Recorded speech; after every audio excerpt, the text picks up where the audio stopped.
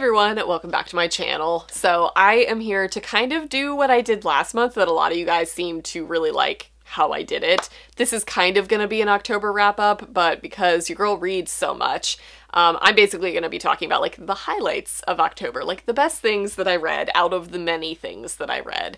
So this is gonna be just a chatty catch-up video of what I've been reading, what I've been loving recently. So let me pull up my little Goodreads and start going through what I read. Okay, cool. Okay, the first book that I want to talk about that I read in early October is The Fine Print by Lauren Asher. I basically picked this up because I kept seeing this all over TikTok. I kept seeing Lauren Asher just talked about a lot all over the book community, and I had never read a Lauren Asher book, and I now want to read all of them because this one was fantastic. This also kind of reignited my love of billionaire romances because I billionaire romanced myself out of that genre a long time ago because I read a lot of them.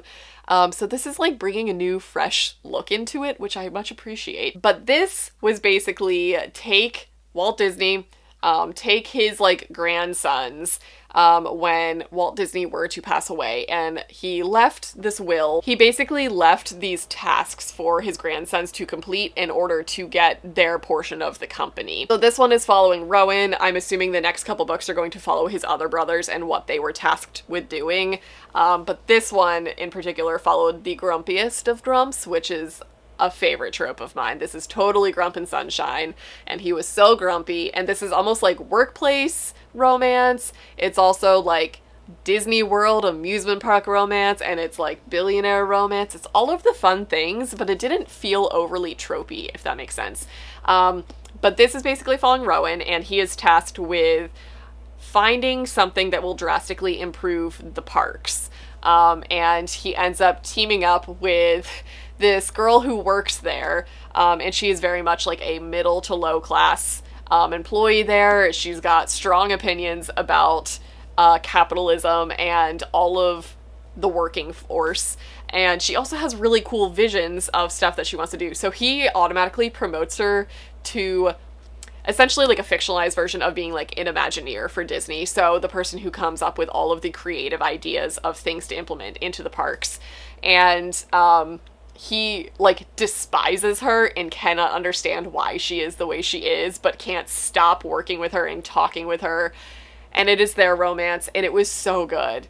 I was so invested in this story. I loved it so much. I'm glad that I bought the fancy edition because I am obsessed with this book. It was so good. It also just felt fun just because it takes place essentially at Disney World. So it kind of felt like you got to like go on vacation for a little bit and be like in the amusement park, but like behind the scenes. If you're one of those people who likes watching all of the like behind the scenes stuff on Disney Plus, this is what this book is. It's really fun. I mean, it's not Disney, it's fiction, but it was fantastic. I thoroughly enjoyed this book, so I totally recommend this if you're looking for a really fun contemporary romance. This is like one of my new favorites. Okay, and then from there, I decided to dip my toes in, and by that I mean I jumped full force into the deep end and didn't surface for like 3 weeks, into T.M. Frazier. This is a very well-known dark romance author. She's been around for a while. She's very well loved in the dark romance community, and I had just never read anything from her. And I also am glad that I waited until this point to read her, just because I don't think I was ready for dark romance back when I like first heard about her, and back when I was getting into romance. I was very much living in the like fluffier, spicier, fun, like rom-com, small town, contemporary romance world. I was very much not ready for dark romance at that point in time. I am now, and I lived my life this month. I read almost all of the King series. So this is a series that basically is like split into like a couple duets, a couple trilogies, a couple spin-off novellas and novels and whatnot. So I started with King. So King and Tyrant is a duet that follows King. Our main character is King and Doe. And this is very much an MC romance. It's a motorcycle club romance. And it doesn't hold back on its punches. But I feel like I've also read darker, and I don't know what that says about me, because this series gets pretty fucked up as you go through it. And she doesn't hold back on the gory details of everything. which I will always appreciate. This is a hill that I will die on defending romance and then defending dark romance. So defending romance, I will always fight for the fact that I will never understand why sex on page is so taboo and so frowned upon and so banned in books, and yet parents don't have any issue with their kids reading about really graphic violence on page. Like, they don't think twice about their kid reading an intense fantasy battle scene where people are like getting decapitated and disemboweled left and right, but God forbid a penis is on page, we're done. So that's an issue that I've always had when I try and defend the romance genre, where I'm like, why is violence allowed in every genre and every book and it's not a big deal, but the second sex is on page, it starts to become more adult and more taboo? And I understand the reasoning, but it's just a weird, like, double standard. So that leads me into darker romance, where you're getting into the heavier aspects of both the violence and the sex. So there's going to be a lot of violence in dark romance. That's generally a go-to thing for it, because a lot of the heroes or heroines have been through a lot of trauma, and that's what makes them the way they are. There's a lot of backstory in a lot of dark romance. And what I like about T.M. Frazier is she does not shy away from the fact that our heroes or heroines have been seriously abused in the past, and she shows that on page, which means check trigger warnings. These books have a lot of heavy content in them. But I feel like this is gonna get graphic. I feel like when we see heavy backstories of like kids who were abused in their childhood and that's what made them the way they are as adults, we only really ever see like physical abuse or emotional abuse, but you never see the sexual abuse. You do in this book. Not child stuff, but it's very much implied and it's known, and also as adults there is sexual abuse in these books, and it's kind of written on page, which is going to be very triggering for a lot of people. That's not me saying like it's okay, I'm glad that it was in there, but as far as context for impact on characters and character development, I feel like it's crucial to really see what they went through if you're going to be living in the dark romance world to begin with. Like, I feel like if you're reading dark romance, you have a fairly high threshold of what you can tolerate on page. But regardless, that was a long tangent for me to essentially say that T.M. Frazier doesn't hold back the punches when it comes to the fucked upness of her characters and what they've been through and what they're going through on page. It's a lot, but they were so good. So King and Tyrant is a duet that follows King and Doe, who are like our first main characters, our first couple of the series. And then, so I read those, and then I read Bear's story, which is Lawless and Soulless, Soulless and Lawless, whichever way it goes. And that is him and T's story, which that one got a little bit heavier. And intense. So I read those two, and then I went back and read King series number 0, which is The Dark Light of Day, which basically is the backstory of a character that we meet in these two duets, and it is his story, and he is basically like a hired killer, kind of like assassin type of character. I don't know if assassin was the proper word. He's a hired killer, and he is a dark little creature, and it's his romance. And then there is also All the Rage, which is King series 4.5, so this takes place after both of these duets. It's another one, and it follows another side character that we met that I adored. I loved Rage. She was one of my favorite characters. It's her story and how she basically has no like emotional empathy, I guess is the word I'm looking for. Like, she does not really have emotional connections to a lot of things. She's kind of a psychopath. And it's her role in the motorcycle clubs. She's another kind of like hired person that motorcycle clubs will bring into situations. That was her little spin-off story. And then we get into the Preppy books, which is a trilogy of books, which is his entire life story. And Preppy is my favorite character from this series, but I was scared to read this trilogy because I knew that he had gone through some stuff, and I also knew that he was probably the darkest character of the series based on the glimpses that we saw in the previous books. But he's also kind of like our lighthearted side character. Like, he's the character that drops all of the really funny lines to break the tension in scenes. And I adored Preppy, and I really was scared to read his books because I didn't want his character to be tainted in any way. I loved them, but it was a lot. So I think there's 2 books left of this King series to read, but I reached a point where I was like, okay, I need a break. I need a palate cleanser for a little bit. So I basically read 8 of the King series. I read book like 0, 1, 2, 3, 4, 4.5, what number am I up to? 5, 6, and 7. So that was a lot. Wait, is that 9 books? Did I read 9 books? Oh, I can't math right now. I read a lot of that series, and I lived in T.M. Frazier's world for like 2 solid weeks, and I lived my best life. And then I needed a break, and I needed some like normal stuff in my life. So I actually backpedaled. I kind of got into a slump at this point. It wasn't from those books, it was just from a lot of stuff going on. I kind of hit my like normal annual slump period time. Normally like late October, November is kind of when I hit like overload on, I've been reading a lot all year. I'm prepping for end of the year stuff like at work and life and whatnot, and I kind of take a breather. So I kind of hit that phase for a little bit. It was fine. In that phase, I ended up listening to an arc that I believe is already out by the time you guys are seeing this, of a nonfiction book. And you all know that when I read nonfiction, it's weird topics. I tend to steer towards the sciencey part of nonfiction because I've always been interested in like nature and science and medical stuff, veterinary stuff, animal care, obviously. But my nonfiction books are all over the place. But I ended up listening to The Unseen Body by Dr. Jonathan Reisman, I want to say. And I got this as an audio arc off of NetGalley, which was exciting. And this was a perfect book to just kind of like listen to bits and pieces of while I was like driving to and from work when I was in the mood to listen to something. This is a doctor's, I don't want to call it a memoir, but I feel like it was just kind of like an ongoing series of him discussing essentially the ecosystem of our body. He goes really, really in depth over like specific organs and their functions and their relationships to other organs or very specific things about the human body.